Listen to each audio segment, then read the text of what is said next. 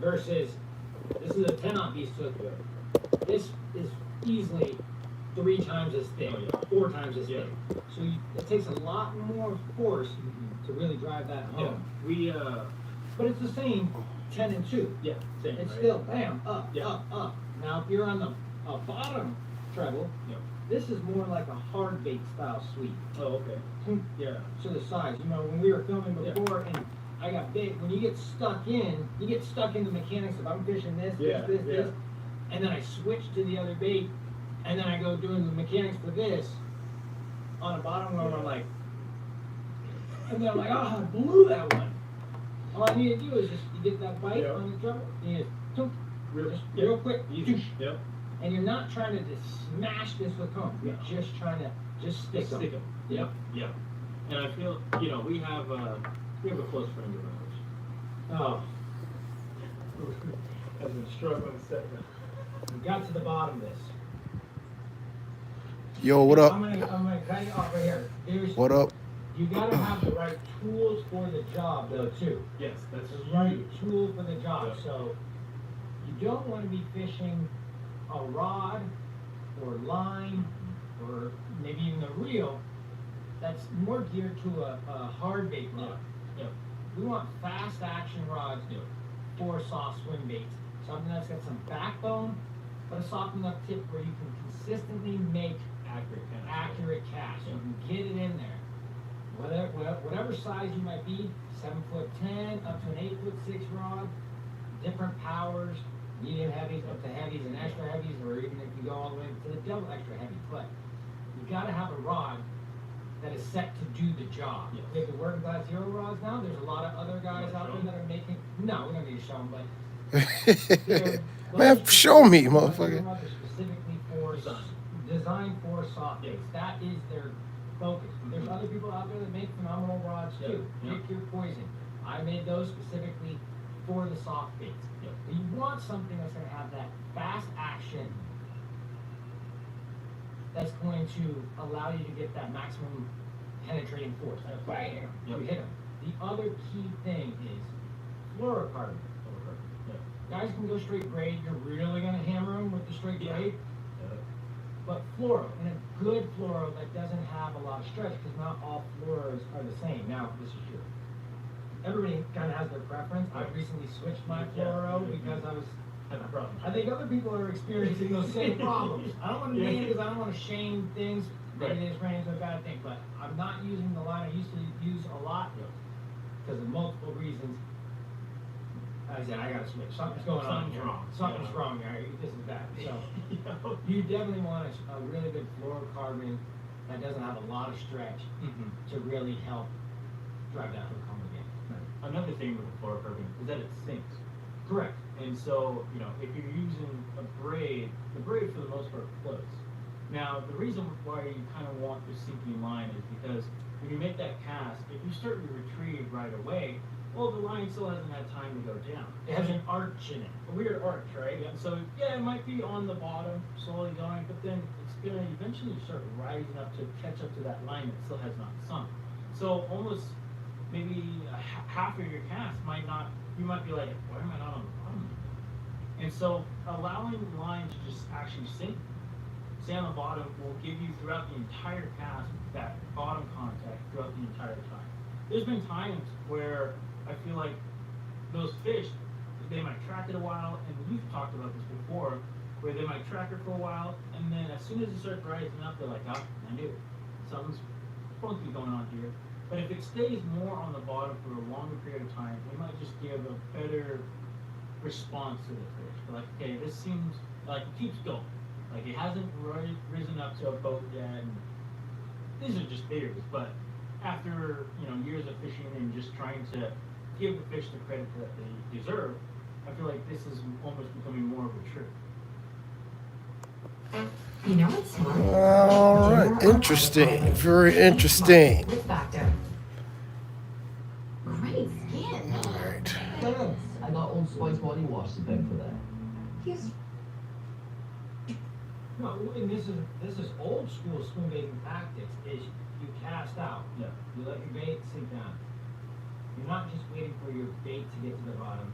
you're watching your line and you're seeing the two ends Meat, they right? meet Yeah. together, and then you're letting it rest. That might take 30 seconds. Yeah, a while. And you're waiting because that line is going to sink to the bottom, as you were explaining. And instead of it being an arch from you being up here in the water and it arching down to the bait, now it's going to do a nice bow and it's going to stay pulling that bait down along the bottom. Yep. And then at the last minute, it's going to come up. Yeah. Yeah. So those are old school. Those are swim baiting, soft swim baiting techniques 101. Right. Old school that seem to get forgotten because people fish a lot faster now. Way And I find faster. myself sometimes if you're looking at board and you're like, oh, there's one, and you're like, cast it, and you're like, and then you watch your bait like coming up, and you're like, you don't have time to let your line Right. sink, Yep. especially like in general soft swim baiting tactics. You're casting, you're letting it sink down, and sometimes you're stripping that line off to Yep. allow it to sink straight down, versus pendulum in, where you're gonna lose 20 or 30 feet on your cast. Like, you see it, you better cast 30 or 40 feet past it if you're not gonna dump line, because it's gonna swing back towards you. Yep, yeah, super important. Yeah. Now, we've talked about the B-side. Amazing. Basically fish this anywhere and everywhere. So when are we choosing this time, the top hook? Where, for me, it was kind of going back to what you said, more open water. Maybe more like rock piles or sand to like rocky transitions. Like, that's where I feel I have the most confidence. But another thing too is sometimes when I'm fishing, let's say like a beast hook timer, and I'm fishing it, sometimes I'm noticing that I'm getting a lot of head shots. And it just could be how the fish are eating that day. But I see that, I'm like, okay, let me just switch to this. And so after that, like my 12 pounder that I caught, my PB, that fish just ate it up here. And I'm like, it didn't come from behind and eat the whole thing. I'm like, I don't know if I would have ran a piece of, if I would have hooked that fish. Mm-hmm. And so, knowing that, I'm like, okay, like, there's definitely applications where I feel like when the fish, for the most part, I think when the fish are feeding on trout or bigger prey items, they always go for that. Just so it's a little bit easier to, get down the hole and not, like, come out. So, knowing that, that's why I feel like guys will see something like this and be like, wow, that's a giant bait and there's only one hook on the front. And to know, like, hey, just so you know, there's a reason for that. And it's because, one, you only need this one hook. For the most part, they're going to come up to that. And if you eat the whole thing, well, perfect. Works that way as well. You don't need to start adding a bunch of stingers and all that stuff. Those aren't the fish that we're after for. So, when do you like to choose this side over a beast side?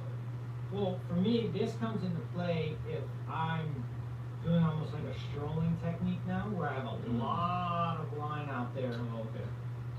way out there. Or if the fish are being a little bit finicky about the beast hook, they're definitely biting it, but they're not hammering it as hard, maybe nipping at it. I feel like I have a little bit quicker of a reaction, whereas with the beast hook, they're eating it, sucking it in, Yep. they're holding on to it for a second, Yeah. and then you hit them, whereas this is kind of like a bink, Yeah, real fast. bink, and you Yeah. gotta be quick to pop, Yeah. hit them.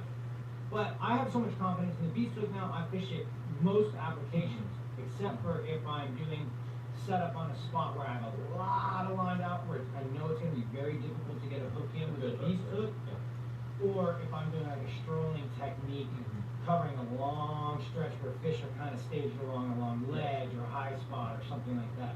Because this really helps you, just a little quick snap of the rod, And it just notches in there. Yep, it's gonna get in there, and there's gonna be their weight on the other end that now is gonna kind of Bury it. yeah, Yeah. bury that we're gonna need even more. But this size is funny enough because before you know it, you're catching smallmouth bass, Yeah. or a 10-inch bait like this that are Yep. coming up, and they're headshotting it, and they're just getting enough in, just Yep. the head, Yep. in their tiny little mouth, but it comes around and gets it.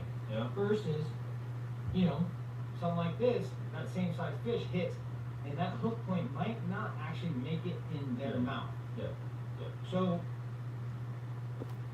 I gotta try one of those. Gotta throw one of those. bigger fish, no problem. Smaller fish, you can catch them on this little. Yeah, I've seen it. But obviously, you're chasing a giant fish. You're Right. still gonna get them on that. Yep. Yep. But Definitely for the treble, I'm at that point now with confidence on the beast hook, where this is a much more unique situation for me. Oh, okay. And it gets into the sound too. If I feel like this might be off-putting to them, Oh, sometimes it's a positive thing. It calls their attention to them, but it's clicking onto the stone. Yeah. Whereas that's like, oh man, maybe they're getting used to that. They're hearing that too much. Yep. And you're running something where there's just no sound. Yeah. It's just, there's a little thump Yeah, when it's going yeah. through. So it's just all, it gets into your almost kind of your gut. Yeah. Oh. Today I'm feeling this, Yeah. or today I'm feeling that. You can see how the fish will react. I'll Exactly. tell you. Yep. Yeah. But this is definitely a good confidence builder for guys that are just getting into soft Yeah, baits. You gotta absolutely. be willing to kind of tweak your bait a little bit, Yeah.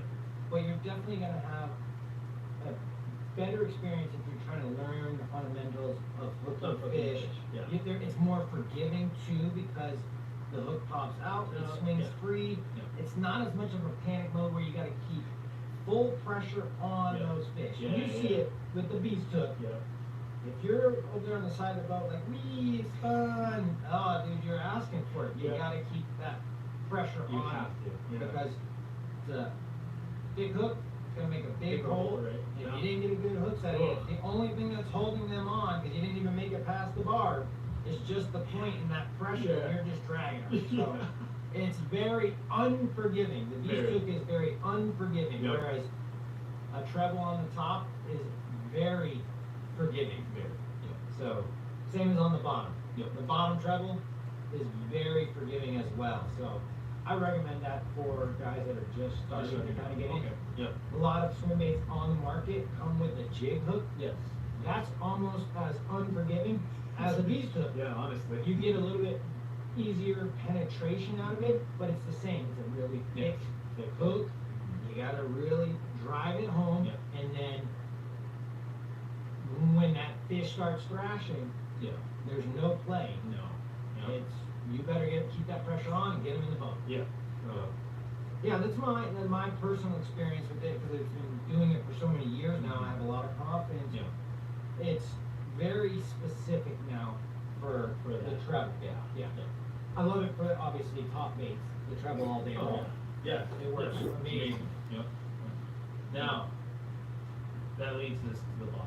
Mhm. Floating style of soft baits. This is very new, and I feel like you've kind of maybe reignited it. Yeah, Obviously- reignited it is a good way to say because people have made floating soft Yeah. baits before. But, that went away, right? And everything was kind of going towards like these stuff on the bottom, middle of the water column. But a floating soft swim bait, why do you think it works so well? My opinion of why this works so well is because it's something they haven't seen much. It's very natural on the surface. It's not putting off a lot of negative cues to them. Mhm. There might be specific situations where they want something that's very loud, Yeah. obnoxious, and get their attention. Yeah. But there's a lot of situations where there's a fish that's just struggling on the Yeah. surface or just minding its own business, just like out for a stroll. Yeah. And you have that predator that's down below, just waiting for that opportunity to sneak up and just boop, suck them off the surface. Yeah. I think soft bait, given the right circumstances, is just when those fish are looking up and waiting for things. They might be 20 feet down. They're looking up, waiting to shoot up and grab. Yeah. They feel it, they see it, whatever it might be. Yeah. They come rushing up to it, and there's nothing that's off-putting to them. No.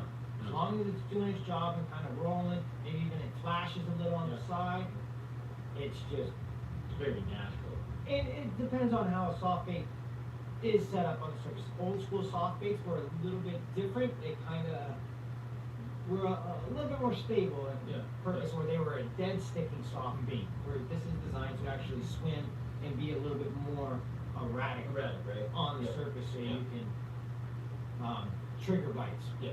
Yeah, there's, not to get off topic, but there's every guys that will get like a timer 10 or a timer 8, and they'll rig it like how you showed them in your videos, and they get it and they're like, when I swim it, dude, like sometimes it just kind of like rolls on its side, like, how do I fix that? Mhm. And it's like, oh, no, don't fix that. Yeah, don't fix Don't do that. Like, that flashing, sometimes, like you said, will just feel like, whoa, what was that? Oh, shit, there's something up on the surface. Like, that is an intended thing for it to roll and flash. And we talked to our buddy Jared, who also says, like, dude, a lot of my fish that I catch on the floating is like when it's rolling, when it's like super loosey and goosey. If it's track and true, yeah, you'll obviously catch fish, but sometimes when it is kind of rolling and then track true and then rolls the other way, like just that little extra flash, a little extra movement can kind of get those fish to actually notice it up on the surface. Yeah, I think that's a good point that you bring up, is the fish that are up on the surface, and it might be, if you're running on a slow roll, you just want it to swim nice and perfect. You might catch a little rogue, a little wave or something, or there's currents in the water that you're not seeing, that might cause it to flash up for a second. Interesting. All right. 15 minutes of that. That is what video is this? Hold on for a second, I'll show you.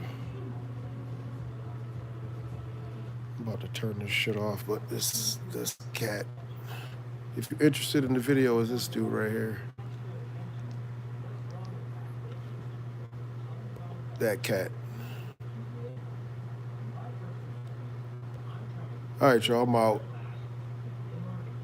Appreciate y'all. I'm about to throw some of these. I can't wait. I'm about to order some. I'm ordering some of those tomorrow. All right, y'all, peace.